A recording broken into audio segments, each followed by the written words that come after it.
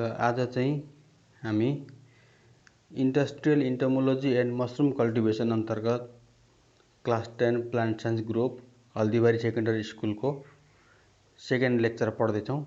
अस्ति मैले फर्स्ट लेक्चरमा चाहिँ यो इन्डस्ट्रियल इन्टोमोलोजी अन्तर्गत सेरिकल्चर अनि अर्को बीकिपिङ एपिकल्चर पर्छ भनेको थिएँ।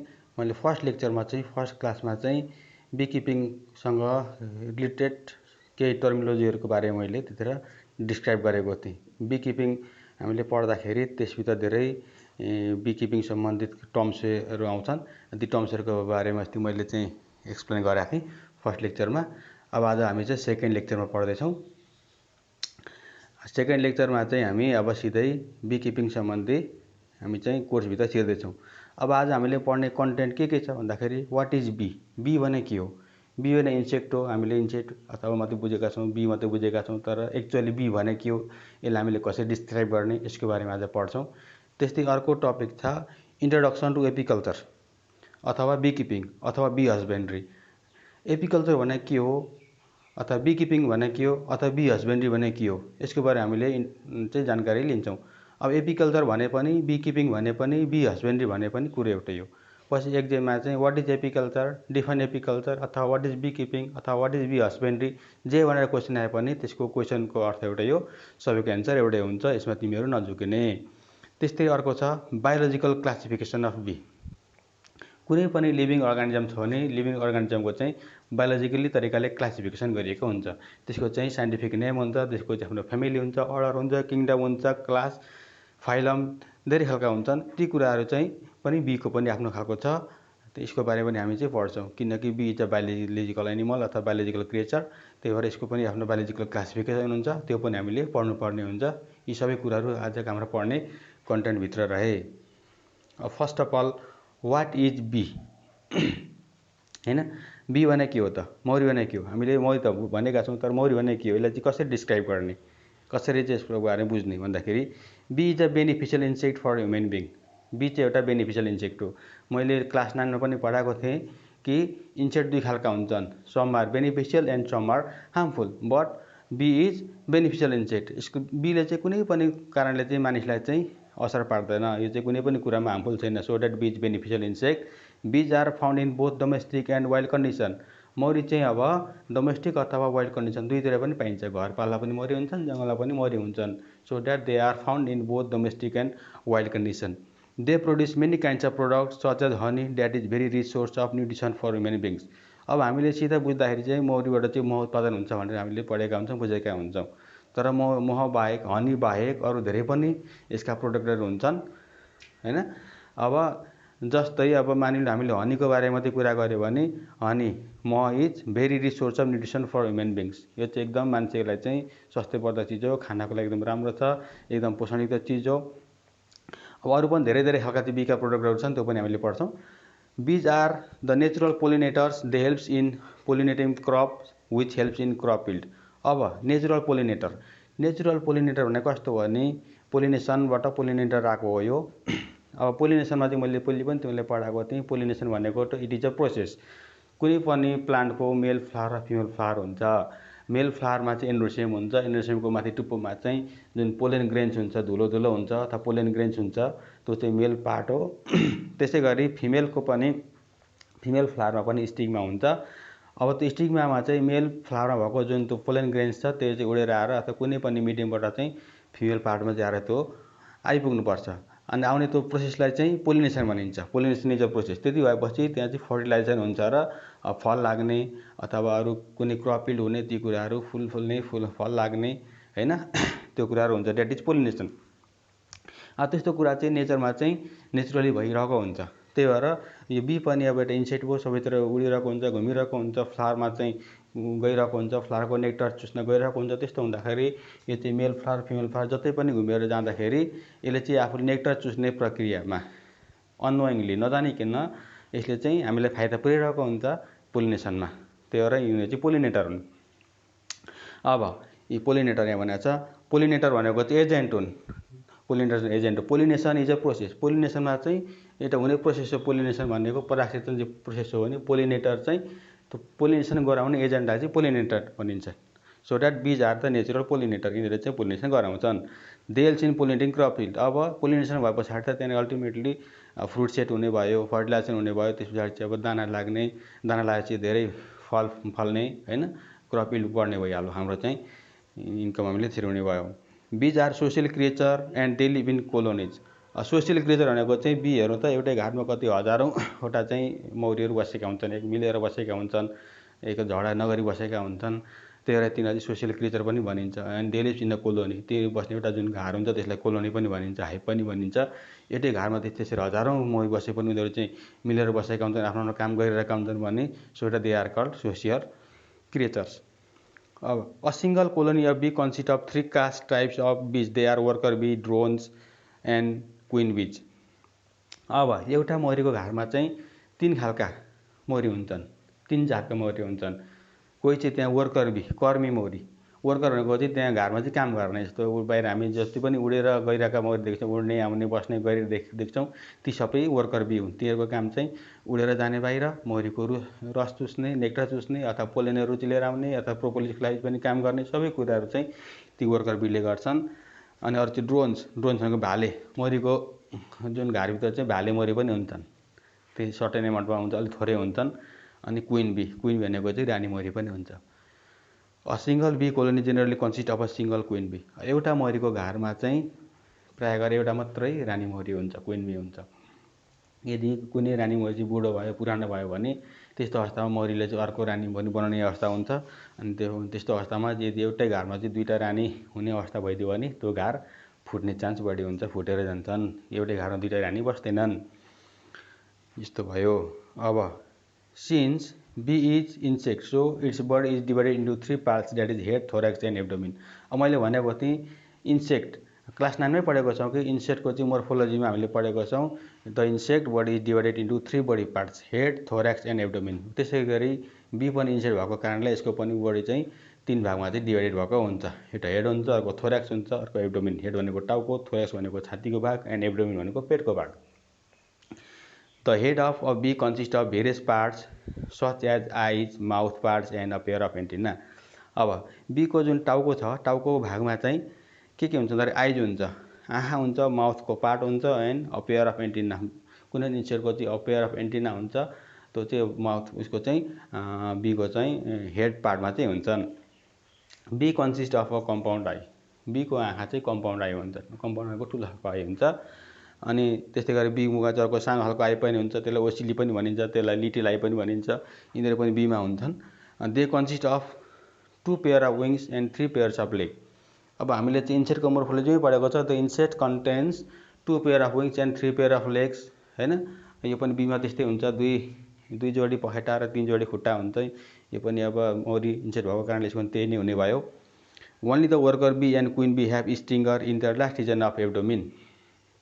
अब यहाँ है स्टिङ्गर भनेको छ, स्टिङ्गर भनेको चाहिँ जुन मौरीले चाहिँ जुन हामीले मौरी टोको, मौरीले चिलो भनिन्छ नि, त्यो चिल्नको लागि चाहिँ मौरीको चाहिँ जुन पेटको पछाडिको भागमा पुच्छारतिर चाहिँ सानो चिल्ने चाहिँ यता घुस्ने चाहिँ एउटा चाहिँ स्ट्रक्चर हुन्छ, त्यसलाई स्टिङ्गर भनिन्छ। त्यसलाई नेपालीमा हामी खिल भन्छौँ।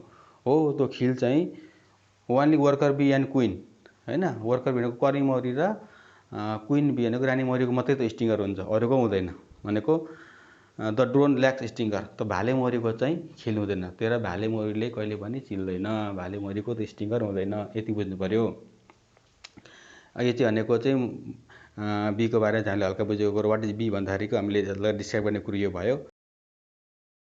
बीको लागि चाहिँ एउटा चाहिँ मैले एउटा यहाँ चाहिँ वेल लेभल डायग्राम दिएको छु। यो चाहिँ अब मौरीको चाहिँ एउटा डायग्राम हो। अब हेर त यहाँनिर मौरीको चाहिँ यहाँ हेड पार्टबाट जाउँ।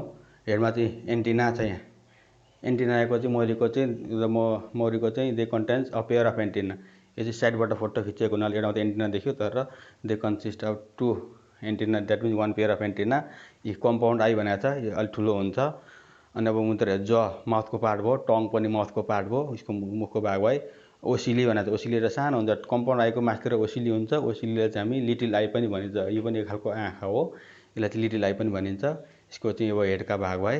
थोरेक्स रिजन, थोरेसिक रिजनमा चाहिँ के छ भन्दाखेरि यी 4 विङ है, 4 विङ भनेको चाहिँ 4 भनेको अगाडि, अगाडिको विङ भनेको पखेटा, अगाडिको पखेटालाई फोरविङ भनिन्छ। अनि हाइन्ड विङ भनेको एचआइएन हाइन्ड भनेको पछाडि, पछाडिको विङ, पछाडिको पखेटा, यो पनि एक जोडी हुन्छ। त्यही भएर दुई जोडी पखेटा हुन्छ।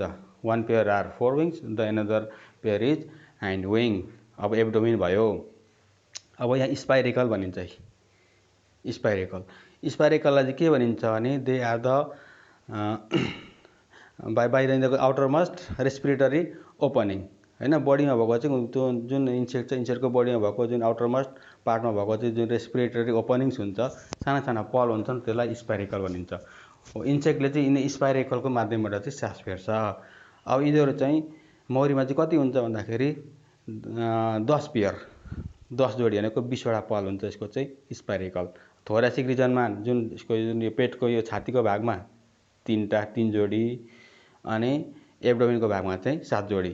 जस्तो एब्डोमिनको पछाडिको जुन बडी सेगमेन्ट हुन्छ, हेरेर कोठा छ नि, यहाँनिर कोठा छ, कोठा सेगमेन्ट हुन्छ। एउटा कोठामा एकतिर र दुईतिर, लेफ्ट साइड र राइट साइडमा चाहिँ एकवटा दुईवटा भनेपछि एउटा पार्टमा चाहिँ एउटा सेगमेन्टमा चाहिँ 2वटा पल हुन्छ, सानो होल हुन्छ। त्यसै गरी जम्मा 10 पेयर हुन्छ स्पाइरेकल, हो। त्यही 10 पेयर स्पाइरेकलको माध्यमबाट चाहिँ यसले चाहिँ सास फेर्ने काम गर्छ। अनि यसलाई चाहिँ the spiracles are also called the respiratory openings, they are present on the outermost part of their body. अब यसले चाहिँ ब्रिदिङ गर्ने काम गर्छ, स्पाइरेकल गर्ने काम गर्छ। अब स्टिङ, पछाडि यहाँ पुच्छारमा पछाडि स्टिङ लेखेको छ। स्टिङ भनेको चुच्चो छ, यो चाहिँ निडल जस्तो स्ट्रक्चर भयो। यसले चाहिँ चिल्ने काम गर्छ, मौरीले चाहिँ यो स्टिङले चिल्ने काम गर्छ। अब एउटा कुरो सधैँ याद गर, जब कुनै पनि मौरीले स्टिङ गरेर चिल्नेदेखि त्यो मौरी मर्छ, त्यस्तो हुन्छ है। पोलेन प्रेस, पछाडि अब हाइन्ड लेग भनेको छ। हाइन्ड लेग भनेको पछाडिको खुट्टा, जस्तो अघि हाइन्ड विङ भनेको पछाडिको पखेटा भने जस्तै हाइन्ड लेग भनेको पछाडिको खुट्टा भयो। यहाँ चाहिँ पोलेन प्रेस भन्ने हुन्छ, सानो पोलेन बास्केट भन्ने हुन्छ। पोलेन बास्केट भनेको चाहिँ जस्तो मौरी उडेर आउँदाखेरि उसले पछाडि खुट्टामा चाहिँ सानो पहेँलो डल्लो बोकेर आएको देखिन्छ नि हामीले, हो त्यो चाहिँ पोलेन हो। त्यो एउटै डल्लो चाहिँ टपक्क बोकेर त्यसले ल्याएको होइन, त्यहीँ सानो बास्केट हुन्छ, सानो झिल्ली हुन्छ, पातलो झिल्ली। त्यहाँ चाहिँ मौरी उड्दै जाँदाखेरि उसले जब फुलको रसहरू चुस्दाखेरि फुलको रस चुस्छ, त्यो सँगसँगै त्यहाँनिर त्यो फ्लावरको जुन मेल पार्टको जुन पोलेनहरू हुन्छ नि, त्यो पोलेन थोरै उसले चाहिँ बटुल्दै त्यो पोलेन प्रेस अथवा पोलेन बास्केटमा चाहिँ भर्छ। भर्दा त्यो भएर लिएर आउने हो। त्यो चाहिँ एकदम न्युट्रिसियस हुन्छ, एकदम हाई प्रोटिन कन्टेन्ट हुन्छ। अनि त्यसले त्यो चाहिँ मौरीले चाहिँ आफ्नो लार्भाको लागि चाहिँ फिडिङको लागि चाहिँ ल्याउँछ। अब हामीले चाहिँ त्यो मौरीले धेरै ल्याए पनि त्यसलाई कलेक्ट पनि गर्ने काम गरिन्छ। अनि त्यो चाहिँ एकदम ह्युमनको लागि पनि बी प्रोडक्टको त्यसलाई एउटा डाइटको रूपमा लिन्छ, न्युट्रिसियस हुन्छ। त्यो भयो। अब मिडिल लेग भनेको चाहिँ अब 3 पेयर लेगमा 1 पेयर चाहिँ 4 लेग्स भयो, अर्को चाहिँ 1 पेयर ह्यान्ड लेग भयो नि, 1 पेयर चाहिँ मिडिल लेग हुन्छ। अब यहाँनिर एन्टिना क्लिनर बनाएको छ। मौरीको चाहिँ अब यसो उड्दै जाँदाखेरि त्यसले चाहिँ अब पोलेनहरू के धुलो मैलो के लाएर कहिलेको एन्टेनामा त्यसले चाहिँ असर पुर्याएको हुन्छ, छोपिया हुन्छ, धुलो मैलो आएको हुन्छ। त्यसलाई पखाल्नलाई चाहिँ यसको 4 लेग अनि अगाडिको खुट्टामा चाहिँ एन्टेना क्लिन गर्ने क्लिनर हुन्छ, ब्रस जस्तो सम्झ्यौ न, त्यस्तो तरिकाले मौरी उडिरहेको हुन्छ। यो चाहिँ तिमीहरूले चाहिँ आफ्नो कपीमा नोटमा चाहिँ फिगर बनाएर चाहिँ तिमीले पढ्नुपर्छ है। अब एपिकल्चर अथवा बी किपिङ अथवा बी हस्बेन्ड्री, यो भने के हो त, यसको बारेमा हामीले बुझ्नुपर्छ। What is apiculture? अब एपिकल्चर भने पनि, बी किपिङ भने पनि, बी हस्बेन्ड्री भने कुरो एउटै हो, तिनटैको अर्थ एउटै हो। पछि एक्जाममा आउँदाखेरि झुकिनु भएन। वाट इज एपिकल्चर भनेर आए पनि, वाट इज बी किपिङ भनेर आए पनि, वाट इज बी हस्बेन्ड्री भनेर आए पनि कुरो एउटै हो, सबैको एन्सर एउटै हुन्छ। अब apiculture is the branch of agriculture deals with management of honey bees for the production of various bee hive products. अब apiculture is the branch of agriculture, apiculture चाहिँ एग्रिकल्चरको एउटा ब्रान्च हो। एग्रिकल्चरका धेरैवटा ब्रान्च छन्। धेरैवटा ब्रान्चमध्ये एउटा इन्टोमोलोजी भन्ने जुन ब्रान्च थियो, इन्टोमोलोजीले चाहिँ इन्सेक्टको बारेमा स्टडी गर्थ्यो। अब एपिकल्चरमा चाहिँ हामी बीको बारेमा चाहिँ पढ्छौँ भने बी पनि इन्सेक्टभित्र पऱ्यो भने चाहिँ it is also a branch of agriculture. अनि यसले के हुन्छ भने it deals with the management of honey bees for the production of various bee hive product. अब हनी बीज भनेको चाहिँ मह बनाउने जुन मौरीहरू छन् त्यसको म्यानेजमेन्ट गर्ने, अनि त्यो म्यानेजमेन्ट गर्ने, त्यसलाई पाल्ने, त्यसले जुन प्रोडक्सन गर्ने कुरा हुन्छन् त्यसका प्रोड्युसहरू ती धेरै खालका 6वटा हुन्छन्।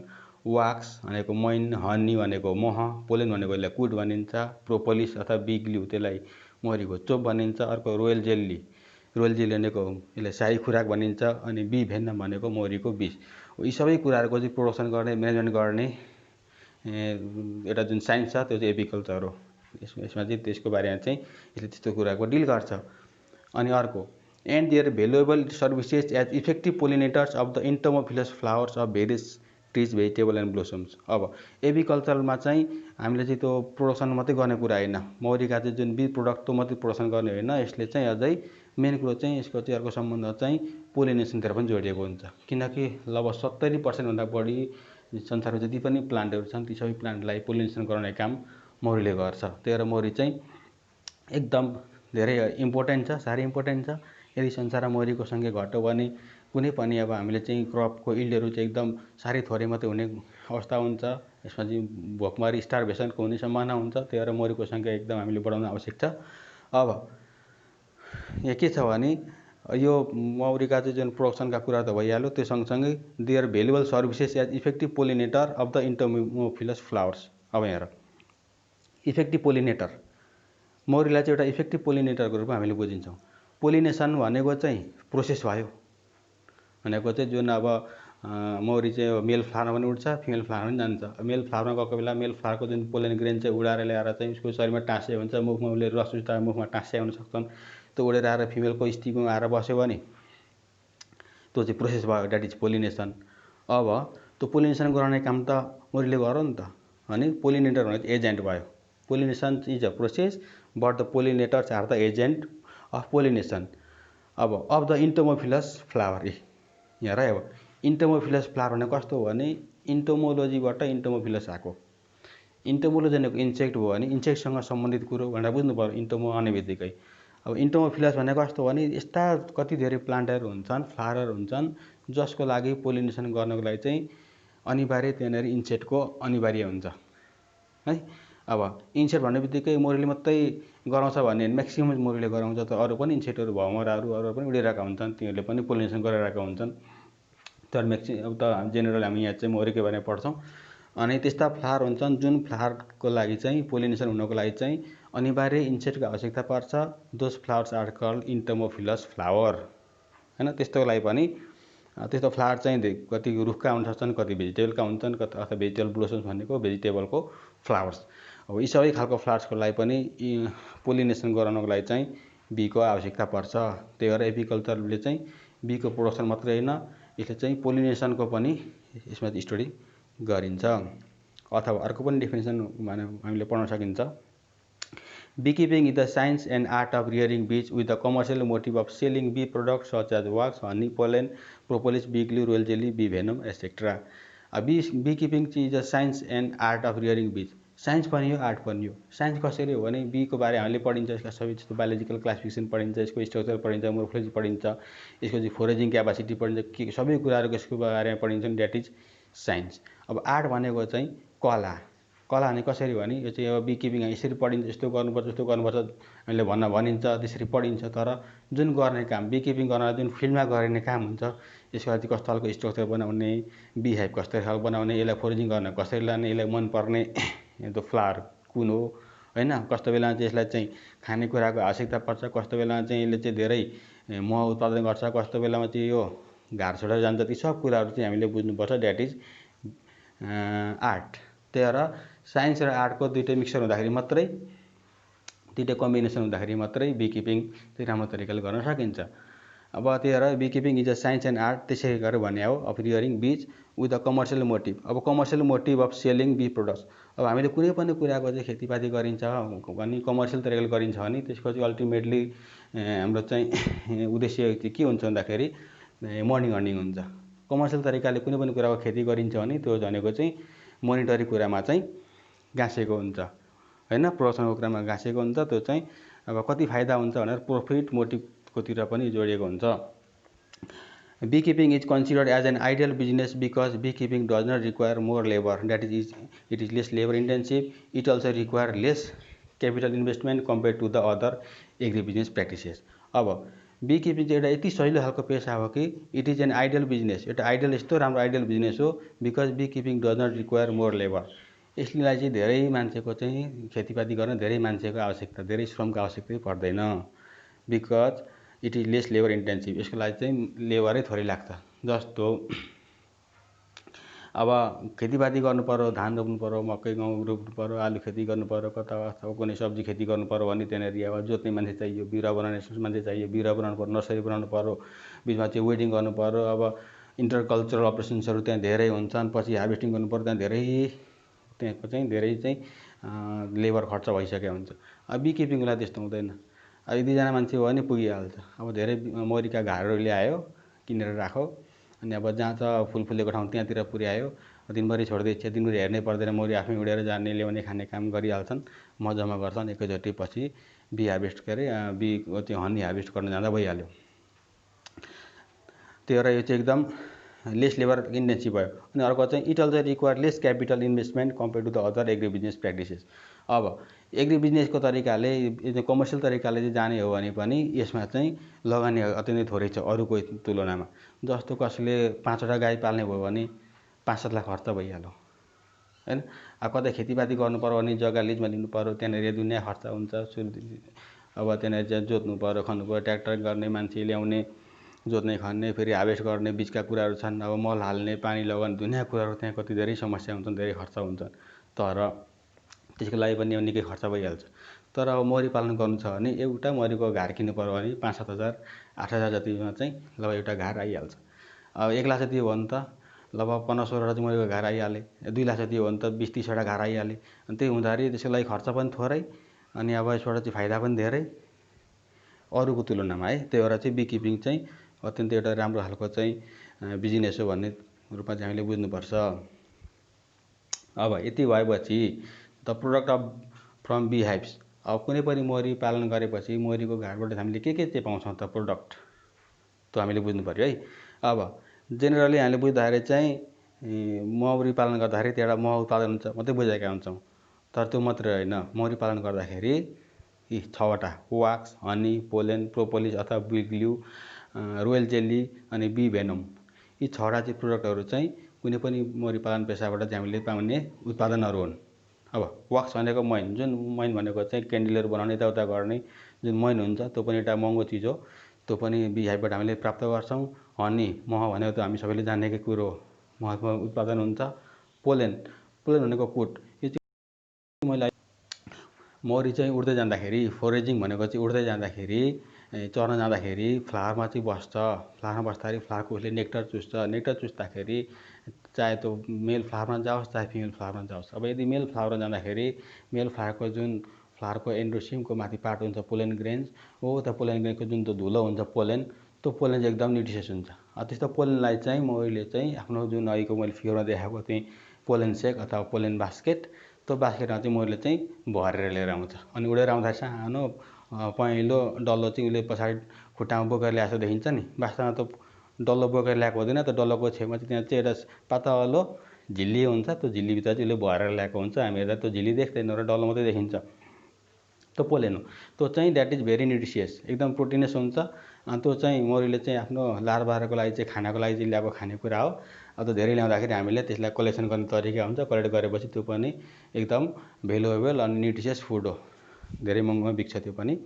अर्को प्रोपोलिस अथवा बी ग्लू भनिन्छ होइन, यो चाहिँ चोप, यो चाहिँ कालो कालो चिज हुन्छ। यो चाहिँ अब यो पनि यसको चाहिँ एकदम मेडिसिनल भ्याल्यु छ, आयुर्वेदिकतिर यसलाई धेरै मेडिसिनमा युज गरिन्छ। अनि यो पनि त्यो भयो। अब अर्को रोयल जेली, यसले चाहिँ शाही खुराक भनिन्छ। यो शाही खुराक चाहिँ जेनरल चाहिँ सबैतिर बी फार्मर्सहरूले चाहिँ सबैतिर चाहिँ यसलाई कलेक्ट गर्न, यसको उत्पादन गर्न अलिक समस्या हुन्छ। यसको अलिक राम्रो फरक खालको प्रोसेस हुन्छ, तर एकदम धेरै महँगो पनि हुन्छ। यो 1 किलोको लगभग 80-90 हजार 1 लाखै पर्छ भन्छन् है, त्यस्तो खालको चिज हो यो। यो पनि एउटा त्यस्तो महँगो चिज भयो बी प्रोडक्ट अन्तर्गत। अनि अर्को छ बी भेनम।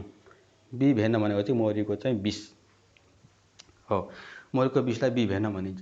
मौरीको विष भने जस्तो हामीले चाहिँ मौरीले चिल्लाई हामी डराउँछौँ, तर धेरैले चिल्लाउँदा डराउनु पनि पर्छ। तर कस्तो पनि सिस्टम हुन्छ भने मौरीलाई चाहिँ मान्छेले चिलाउनको लागि पनि प्रयोग गरिन्छ। मौरीले चिलिदियो भने मान्छेले सर्टेन खालको रोगहरूलाई चाहिँ औषधि पनि हो। जस्तै बाथ रोग भनिन्छ, आर्थराइटिस भनिन्छ। त्यो आर्थराइटिसको थेरापी गर्ने सेन्टरमा चाहिँ के हुन्छ भने बी स्टिङ थेरापी भनिन्छ। बी स्टिङ भनेको मौरीले त्यहाँ चिलाइदिने। अब मान्छेले त्यो मौरीलाई कस्तो तरिकाले राखेको हुन्छ भने मान्छेलाई जुन ठाउँमा चिलाउनु पर्छ त्यही ठाउँमा ट्याक्क लगाएर राख्ने बित्तिकै मौरीले त्यही ठाउँमा चिलिदिन्छ। चिलेपछि मौरीको जुन चिलेपछि त्यसको त भेनम हुन्छ हो। त्यो भेनम चाहिँ त्यो विष चाहिँ शरीरभित्र पस्छ, पस्ने बित्तिकै त्यो ठाउँ चाहिँ अलिक तातिने, अब तातो हुने गर्मी भए जस्तो फिल हुन्छ। त्यो हुँदाखेरि मान्छेलाई चाहिँ शरीरमा हिट प्रोड्युस हुन्छ अनि दुखाइको कम हुन्छ, आफ्नो रोगको दुखाइ कम हुन्छ, निको हुने त्यो प्रक्रिया हुन्छ। यो पनि एक खालको प्रोडक्ट हो। त्यही भएर चाहिँ बी प्रोडक्ट चाहिँ यदि पछि एक्जाममा आयो भने लेख्दाखेरि राइट डाउन द अथवा English the bee product from bee hives भन्यो भने हामीले चाहिँ 6वटा लेख्नु पर्यो है, 6वटा लेख्नु पर्यो। यिनीहरू बी प्रोडक्ट हो, यो एकदम इम्पोर्टेन्ट छ। सो द्याट त्यसैले bee keeping is an integral part of Nepalese farmers. त्यही भएर बी किपिङ चाहिँ एउटा अभिन्न अङ्ग छ, नेप्लिज फार्मर्सको चाहिँ एउटा अभिन्न अङ्ग हो यो। Farmers use to keep bee in log hive, wall hive and traditional hive. अब पहिले चाहिँ फार्मर्सले चाहिँ कस्तो तरिकाले चाहिँ प्रयोग गर्थ्यो भने लग हाइभ भनेको चाहिँ रुखको मुढालाई ठ्याक्क काटो सानो मार्बलको साइजमा, अनि बिचमा खोपेपछि भित्र खोक्रो हुन्छ, अनि छेउछेउमा चाहिँ त्यो टालेर त्यहाँ चाहिँ मौरी पाल्ने तरिका हुन्छ, त्यसलाई लग हाइभ भनिन्छ। अर्को वाल हाइभ भनेको चाहिँ पहाडतिर चाहिँ पहिले घर बनाउँदाखेरि घरको गाह्रो लाउँदा नै सुरुमै एउटा खोपो जस्तो अथवा सानो मौरीको गाह्रो हट्ने खालको चाहिँ खालको घरको भित्रमै बनाएको हुन्थ्यो, त्यसलाई वाल हाइभ भनिन्छ। अनि अझै ट्रेडिसनल टाइपको पनि परम्परागत खालको घरहरू हुन्छन्, यसै पनि बीको चाहिँ खेतीपाती गरिन्थ्यो, बी फार्मिङ गरिन्थ्यो। In traditional way only catching swarms and put them in hive and only harvest is done. अब परम्परागत तरिकाले चाहिँ मौरी पालन गर्दाखेरि के गरिन्थ्यो भने कतै मौरीको त्यो गोला चाहिँ उडेर आयो, मौरीको त्यसै उडेर आयो भने मानिसहरूले त्यसलाई समाउने, समाएर चाहिँ मौरीको घरभित्र हालिदिने। घरमा लगेर यदि घर मौरीको घर बनाएको छ भने त्यहाँ लगेर त्यो घरमा त मौरीलाई हालिदिएपछि यति नै मौरीले चाहिँ अब त्यस पछाडि त्यसको म्यानेजमेन्ट कसै केही हेरिँदैन थियो। त्यसले के खायो, कता चर्न गयो, कति जम्मा गर्यो, के गर्यो, कहीँ के हेरे हुँदैन। त्यसको समस्या के थिए, रोग के लाग्यो, किरा के लाग्यो, के कुनै पनि कुराको त्यहाँ चाहिँ मतलब गरिँदैन थियो। तर एकैचोटि पछि मौरीले कति मल लगायो त्यता मात्रै ध्यान हुन्थ्यो। त्यो हुँदाखेरि चाहिँ त्यस्तो तरिकाले खेतीपाती गर्दाखेरि मौरीको चाहिँ बी फार्मिङ राम्रो तरिकाले गर्न सकिँदैन, किनकि सधैँभरि खानेकुराको अभाव हुनसक्छ, सधैँभरि प्रशस्त मात्रामा एबुन्डेन्ट मात्रामा चाहिँ खानेकुरा नहुन सक्छ। यो चाहिँ ट्रेडिसनल टाइपको चाहिँ बी फार्मिङ भयो। अब अहिले मोडर्न टाइममा चाहिँ के छ भने but in modern system there are movable frames portable bee hives that can be transfer from one place to another for foraging of bees in commercial ways. तर अहिलेको सिस्टममा चाहिँ के छ भने एकदम मुभेबल फ्रेम्स छन्। जस्तो मौरीको चाका निकाल्नलाई चाहिँ एकवटा चाहिँ त्यहाँनिर फ्रेम हुन्छन्, प्रत्येक फ्रेममा चाहिँ मौरीले चाका लगाएको हुन्छ, त्यो चाकामा चाहिँ मह हुन्छ। त्यो चाहिँ निकाल्न ती फेरि राख्न सकिने खालका हुन्छन्। त्यसमा भएको महलाई चाहिँ हामीले चाहिँ जुन अब बी एक्सट्र्याक्टर अथवा हनी एक्सट्र्याक्टर भनेको एउटा मेसिन हुन्छ, हाम्रो ल्याबमा बनिन्छ। त्यो हनी एक्सट्र्याक्टरमा राखेर त्यसलाई चाहिँ मजाले घुमाए पछाडि चाहिँ त्यसमा भएको मह चाहिँ हामीले चाहिँ एक्सट्र्याक्ट गर्न सकिन्छ, निकाल्न सकिन्छ। त्यस पछाडि फेरि त्यही फ्रेमलाई चाहिँ फेरि मौरीको धाइभित्र राखिदियो भने फेरि त्यहीँ पनि उसले चाहिँ मह लगाउन सक्छ। यस्तो खालका सिस्टम हुन्छन्। यिनीहरू चाहिँ मुभेबल फ्रेम्स भए। अनि पोर्टेबल बी हाइभ्स, पोर्टेबल भनेको सजिलो खालका, अनि एक ठाउँबाट अर्को ठाउँ बोकेर लान सजिलो। जस्तो हेर त ट्रेडिसनल टाइपको थियो भने मुढाको थियो भने सिधा राख्दाखेरि गुड्किने लड्ने सम्भावना हुन्छ, राम्रो तरिकाले ह्यान्डल गर्न सकिँदैन। अब आजकल चाहिँ पोर्टेबल खाइपका चाहिँ ठ्याक्क काठका चारपाटे बाकस भएका स्टाइलका चाहिँ मौरीका घारहरू हुन्छन्, तिनीहरू एक ठाउँ अर्को ठाउँ बोकेर लान सकिन्छ। Transfer for one place to another for foraging of bees in commercial ways. Commercial तरिकाले यो बी फार्मिङ गर्दाखेरि चाहिँ त्यता मौरीका घारहरूलाई चाहिँ एक ठाउँबाट अर्को ठाउँमा बोकेर लान सकिन्छ। जस्तो अब 20-50वटा चाहिँ घार छन् भने एउटा अब ट्रकमा हाल्यो, अनि एक ठाउँमा चाहिँ अब जहाँ फुल फुलेको छ अथवा तोरी फुलेको छ अथवा कुनै पनि फुल जङ्गलका रुखहरू फुलेका छन् भने त्यस्तो अवस्थामा चाहिँ त्यहाँ लिएर गएर दिनभरि छोडिदियो। दिनभरि मौरी चर्छन्, आउँछन्, ती घरमै बस्छन्, फेरि बेलुका भएपछि फेरि घार ल्याएर घरमै राख्यो। त्यस्तो तरिकाले पनि मौरीको चाहिँ हामीले चाहिँ फार्मिङ गर्न सकिन्छ। अब यो फोरेजिङ भनेको चाहिँ यहाँ चाहिँ FORAGING फोरेजिङ भनेको मौरीको चरणलाई फोरेजिङ भनिन्छ हैन। मौरीले त्यसै चर्नको लागि चाहिँ उसलाई जुन ठाउँमा फुल फुलेको हुन्छ त्यस्तो ठाउँमा लग्ने कामलाई लगिनुपर्छ, अनि त्यहाँ मौरीले फोरेज गर्छ। यस्ता कुरा अब यिनीहरू चाहिँ कमर्सियल वेजमा हुन्छन्। अब अर्को आयो बायोलोजिकल क्लासिफिकेसन अफ बी। अब बायोलोजिकल क्लासिफिकेसन अफ बी भन्नाले कसरी बुझ्नुपर्छ भने कुनै पनि लिभिङ अर्गानिजम छ भने त्यसलाई चाहिँ हामीले बायोलोजिकली तरिकाले क्लासिफिकेसन गर्न सकिन्छ है। अब यो चाहिँ एउटा साइन्टिस्ट थियो पहिले कार्लस लिनेस भन्ने साइन्टिस्टले चाहिँ यो खालको चाहिँ सिस्टम बनाएका हुन् है। अब बायोलोजिकल क्लासिफिकेसन गर्दाखेरि चाहिँ जुनसुकै पनि लिभिङ अर्गानिजम छ भने त्यसको चाहिँ बायोलोजिकल क्लासिफिकेसन गर्न सकिन्छ, बट नन लिभिङलाई गर्न सकिँदैन। जस्तो अब ढुङ्गाको साइन्टिफिक नेम के हो भन्यो भने ढुङ्गा stone is non living thing, so that it does not have any scientific name, त्यसको साइन्टिफिक नेम हुँदैन।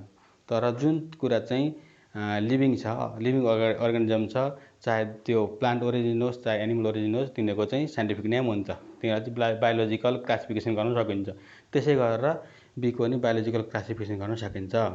यो अन्तर्गत किङडम बी चाहिँ इन्सेक्ट भएको कारणले गर्दाखेरि किङडम एनिमल नहुन्छ। प्रायः किङडम दुई खालका हुन्छन्, एउटा एनिमल अर्को प्लान्ट। प्लान्टतिर चाहिँ वनस्पतितिरका हुन्छन् भने एनिमलतिर चाहिँ यता एनिमलतिरका हुन्छन्। किङडम यो भनेको ठुलो भयो। त्यसपछि सब किङडम चाहिँ इन्भर्टिब्रेट भनेको ढाड नभएको, एनिमलभित्र पनि ढाड भएको र ढाड नभएका हुन्छन्। यो बी चाहिँ इन्भर्टिब्रेटमा भयो, यसको सब किङडम इन्भर्टिब्रेट भयो। अब त्यसपछि फाइलम चाहिँ आर्थ्रोपोडा है। आर्थ्रोपोडा भनेको चाहिँ किरा जगततिर पर्छ फाइलम। जस्तो हामीले क्लास 9 मा पढेका थियौँ, फाइलम चाहिँ 9वटा थिए, इन्भर्टिब्रेटका फाइलम 9वटा थिए। Protozoa, porifera, coelenterata, platyhelminthes, nemathelminthes, annelida, arthropoda, mollusca and echinodermata. त्यो अन्तर्गत जुन आर्थ्रोपोडा छ हो बीको चाहिँ फाइलम आर्थ्रोपोडा हो, यो अन्तर्गत पर्छ। क्लास इन्सेक्टा भनेको चाहिँ इन्सेक्ट है, बी चाहिँ इन्सेक्टमा पर्छ। अब अर्डर भनेको हाइमेनोप्टेरा यो अर्डर तिमीले पढ्नु पर्यो, यसको बारे पछि हामी डिटेलमा पढ्छौँ। अहिले चाहिँ अर्डर भनेको हाइमेनोप्टेरा यति मात्रै बुझिराखेको हुन्छ। फेमिली एपिडी, यसको फेमिली चाहिँ एपिडी हो। जेनस चाहिँ एपिस। अब हेर त मैले यहाँ जेनस एपिस अनि स्पेसिसमा चाहिँ Serena, florea, dorsata, laboriosa, mellifera लेखेको छु। अब जेनस र स्पेसिसको नाम चाहिँ मैले इटालिकमा लेखेको छु, छड्कैमा लेखेको छु। मैले पहिले पनि भनेको थिएँ, कुनै पनि लिभिङ अर्गानिजमको साइन्टिफिक नेम लेख्दाखेरि जहिले पनि इटालिक अक्षरमा लेख्नुपर्छ, छड्के तरिकाले लेख्नुपर्छ, सिधा तरिकाले लेख्नु हुँदैन।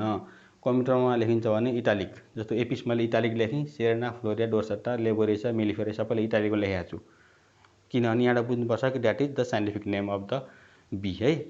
त्यो लेख्दाखेरि सिस्टम के हुन्छ, अब यो कपीमा लेखेको छ भने तिमीले एपिस लेखेको त अन्डरलाइन गर्नुपर्थ्यो, सेरेनालाई अन्डरलाइन, फ्लोरियालाई अन्डरलाइन गर्नुपर्थ्यो। साइन्टिफिक नेमको सधैँ सिस्टम थाहा छ, अगाडिको जेनस पछाडिको स्पेसिस हो। जेनसको चाहिँ जस्तो यसमा जेनस एपिस भयो भने एपिआइएस, एपिसको जेनसको अगाडिको फर्स्ट लेटर चाहिँ क्यापिटल हुन्छ, जस्तो ए क्यापिटल भयो, एपिस भयो। अब स्पेसिस चाहिँ यिनीहरू सेरेना, फ्लोरिया, डोर्साटा यिनीहरू स्पेसिस हो, यिनीहरू सबै स्मल लेटरमा हुन्छन् अनि इटालिकमा हुन्छन्। तिमीहरूले लेख्दाखेरि write down the scientific name of bee भनेर पछि क्वेसन आयो भने एपिस सेरेना लेख्नुपर्छ सँगसँगै, एपिस अनि अन्डरलाइन, सेरेना अन्डरलाइन, कमा, एउटा नाम भयो। अर्को नाम चाहिँ एपिस फ्लोरिया अनि फेरि कमा गर्ने, त्यो दुईवटा अन्डरलाइन गर्ने। अनि फेरि अर्को एपिस डोर्साटा, यसै गरेर अन्डरलाइन गर्नुपर्छ। That is the scientific name of the bee. So that this is the biological classification of bee. अब आज हामीले यति पढ्यौँ, अब फाल्टु अरू कुराहरू चाहिँ अर्को क्लासमा पढ्छौँ। आजलाई यति। तिमीहरू सबैले यो कुरा चाहिँ मजाले बुझ्नु पर्यो, हेर्नु पर्यो अनि नोटमा सार्नु पर्यो, कपीमा सार्नु पर्यो। अरू एक्स्ट्रा कुराहरू योभन्दा अगाडिको चाहिँ अब नेक्स्ट लेक्चरमा चाहिँ हामी पढ्नेछौँ। थ्याङ्क यू फर टुडे है।